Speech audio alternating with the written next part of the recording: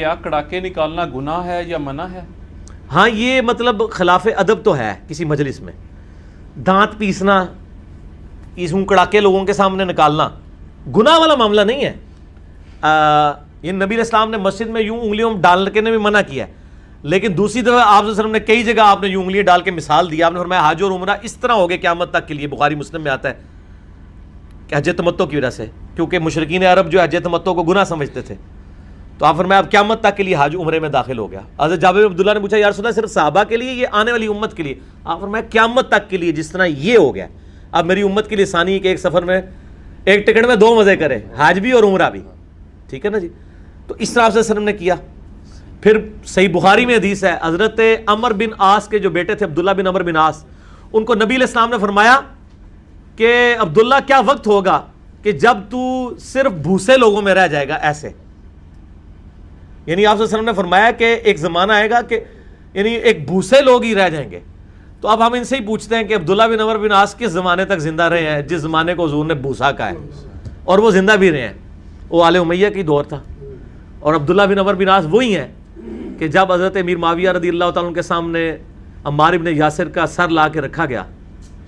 اور 2 ساتھی جو ہیں وہ جھگڑ رہے تھے، ایک کہہ رہے تھے مجھے انعام دو، میں نے عمار کو قتل کیا ہے، دوسرا کہتا تھا مجھے دو، تو عبداللہ بن عمر بن عاص نے کہا کہ تم ایک دوسرے کو دوزخ کی بشارت سناؤ اور کوشش کرو کہ دوسرے پہ ہی ڈال دو، کیونکہ میں نے نبی علیہ السلام سے سنا تھا کہ عمار کا مال لوٹنے والا اور اسے قتل کرنے والا آگ میں ہے۔ یہ حدیث مسند امام احمد میں موجود ہے صحیح سند کے ساتھ، میرے کربلا والے لیکچر میں ہے۔ تو آپ اندازہ کریں عبداللہ بن عمر بن عاص، پھر امیر معاویہ نے عبداللہ بن عمر بن عاص کو ڈانٹا اور کہا کہ آپ پھر ہمارے ساتھ کیا کر رہے ہو، پھر جاؤ علی کے ساتھ جا کے ملو۔ انہوں نے کہا میں تمہارے ساتھ صرف اس لیے ہوں کہ نبی علیہ السلام کے سامنے میرا اپنے باپ کے ساتھ جھگڑا ہوا تھا، آپ نے مجھے وصیت کی تھی کہ اپنے باپ کے ساتھ رہنا،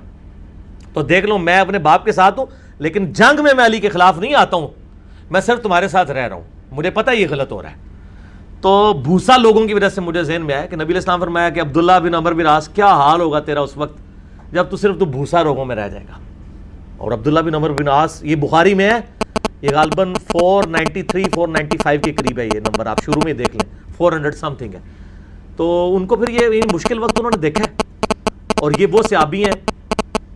جن کے بارے میں ابو داؤد میں حدیث آتی ہے کہ حضرت ابو ہریرہ کہتے ہیں مجھ سے زیادہ اگر کسی کو حدیثیں آتی ہیں تو عبداللہ بن عمر بن عاص کو،